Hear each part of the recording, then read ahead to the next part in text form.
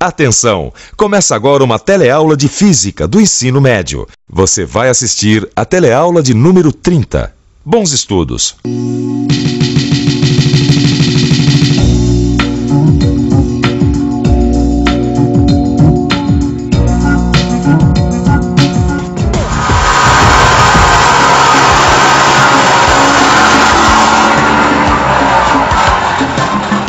Ô Vicente, eu não tô aguentando mais, viu, rapaz? É barulho de serra, é batistaca, é martelada. Eu tô ficando louco aqui nessa obra, rapaz. Não é comigo, não. Não adianta reclamar, porque a obra é assim mesmo, tem muito barulho. É. Você que precisa fazer duas coisas para conviver com esse excesso de ruído. A primeira é aprender a usar esse protetor aqui, ó. Te esqueci. Faz favor. A segunda é prestar atenção na nossa teleaula de hoje, que nós vamos aprender muitas coisas sobre os sons. Vamos lá? Então vamos lá. Hoje você vai aprender o que é o som, vai descobrir como o som se propaga, vai conhecer algumas de suas características, como intensidade e frequência, e entender por que alguns sons incomodam tanto, enquanto outros sons são muito agradáveis. Se prepara, Gil, que hoje a nossa teleaula tá do barulho. Vamos lá? Vamos lá então. Vamos trabalhar.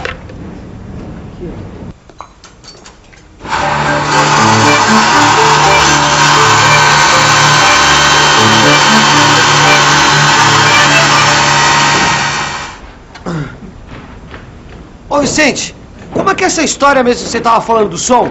Afinal de contas, como surge o som, você sabe? Isso aí é uma coisa fácil. Olha, um bom exemplo é o bate-estaca.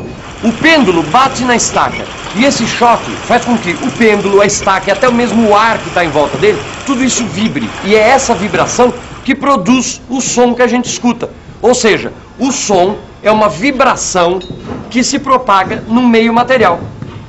Puxa vida, rapaz, um som é uma vibração que se propaga no meio material? Exatamente. Tá falando difícil, hein, Vicente? Mas é isso. Que coisa, rapaz.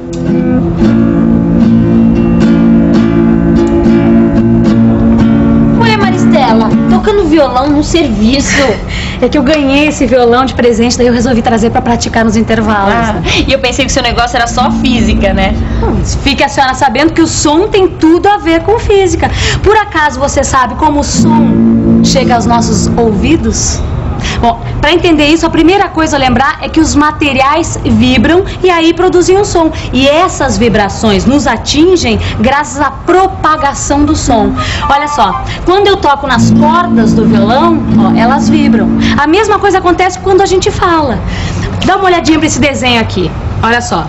As minhas cordas vocais vibram e transmitem essa vibração para as moléculas do ar. Essas vibrações são transmitidas entre as moléculas e aí atingem o ouvido, fazendo vibrar o tímpano. As moléculas vão vibrando uma atrás da outra e transmitem o som. É um verdadeiro empurra-empurra. É mais ou menos o que se passa quando, por exemplo, a gente está num ônibus lotado e uma pessoa resolve empurrar a da frente, que empurra a outra e assim por diante. É mais ou menos isso que acontece com a propagação do som pelo ar. Uma molécula empurra a outra, ou melhor, uma molécula pressiona a outra. Mas para a gente entender isso melhor, vamos ver o que acontece com o ar em volta da régua quando ela vibra. Repare que com a vibração da régua surgem regiões onde as moléculas de ar estão mais agrupadas e outras onde as moléculas estão mais dispersas. Essas regiões são chamadas de regiões de compressão e rarefação. Uma vez que as vibrações da régua se repetem, o processo de compressão e rarefação do ar também se repete, propagando-se de um ponto a outro, como uma onda. O som se propaga como uma onda no meio material. No nosso caso, o meio é o ar. Como você deve ter reparado, as moléculas de ar, elas vibram na direção que a onda se propaga, ou seja, ao longo da direção da propagação da onda. A esse tipo de onda, nós damos o nome de onda longitudinal. E o som, como você deve ter percebido, é uma onda longitudinal.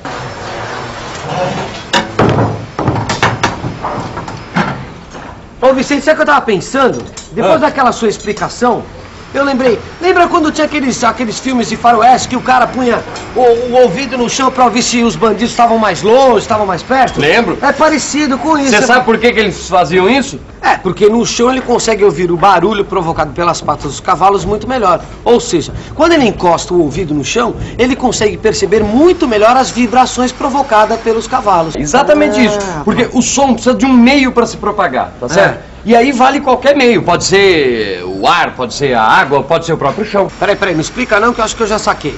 A vibração se propaga pelas moléculas do meio, não é isso? Então quer dizer, quanto mais moléculas o meio estiver e quanto mais próximas, mais facilmente o som se propaga.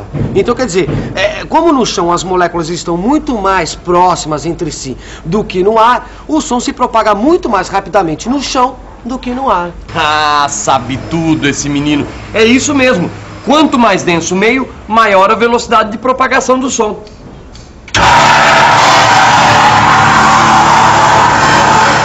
A velocidade da propagação do som varia de acordo com a densidade do meio. No ar, a uma temperatura de 20 graus Celsius, o som caminha a 340 metros por segundo. Na água, a velocidade passa para 1.450 metros por segundo. No ferro, 5.500. E no granito, a velocidade de propagação do som é de 6.000 metros por segundo, quase 18 vezes mais rápido que no ar. Maristela, eu li nesse livro que no ar, a temperatura de 20 graus Celsius, o som se propaga a uma velocidade de 340 metros por segundo. Isso quer dizer que a temperatura também influencia a velocidade de propagação do som, é isso mesmo? Exatamente isso, Rosinha. Lembre-se que quanto maior a temperatura de um material, mais agitadas estão suas moléculas. E graças à agitação das moléculas, o som pode se propagar com maior velocidade. Veja como a velocidade de propagação do som é influenciada pela temperatura. Nesse caso,